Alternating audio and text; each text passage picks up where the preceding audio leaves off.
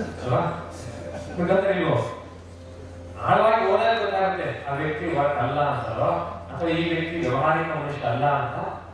ಈ ಚಿಕ್ಕ ವಯಸ್ಸಿಗೆ ದೊಡ್ಡ ಇಂಡಸ್ಟ್ರಿಗೆ ಮಾಡೋದಾಯ್ತು, ಬಹಳಷ್ಟು ದುಡ್ಬೋದಾಯ್ತು.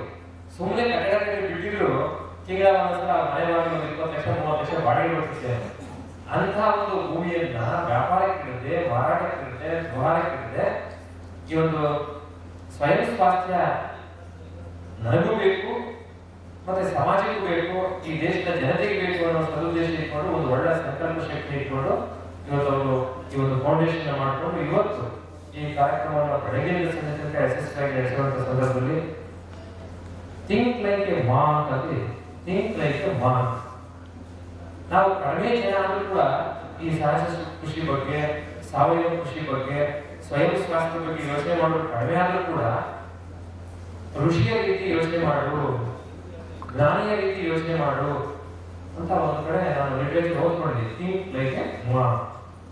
ಸೊ ಅಂತ ರೀತಿಯಲ್ಲಿ ಯೋಚನೆ ಮಾಡುವಂತ ಸಾಕಷ್ಟು ಗಣ್ಯರು ಹೊರಗಿದ್ರು. ಇರುವಂತದ್ದು ಒಂದು ಶುಭ ಸಂದೇಶ ಅಂತ ಹೇಳಿ ನಾನು ಭಾವಿಸ್ತೀನಿ.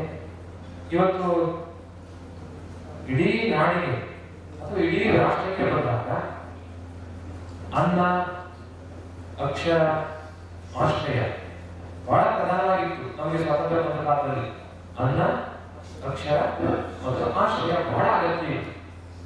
ಅವತ್ತು ಯಾರು ಆರೋಗ್ಯದ ಬಗ್ಗೆ ತಲೆ ಕೆಡಿಸಿಕೊಂಡಿರಲಿಲ್ಲ. 100 ವರ್ಷ 110 ವರ್ಷ ಬದುಕ್ತಾ ಇದೆ. ಆದ್ರೆ ಇವತ್ತು ಅದರ ಆಚೆಗೆ ಇದೇ ಅನ್ನದಿಂದ ನಮಗೆ ಆರೋಗ್ಯ ಕೆಡ್ತಾ ಇದೆ ಅಲ್ವಾ? ಇದೇ ಅನ್ನವನ್ನ ನಾವು ತಿನ್ನೋದ್ರಿಂದ ನಮ್ಮ ಆರೋಗ್ಯ ಹಾನಿ ಆಗ್ತಾ ಇದೆ. ಈಗ ಆರೋಗ್ಯದ ಬಗ್ಗೆ ಕಾಳಜಿ ಬರ್ತಾ ಇದೆ.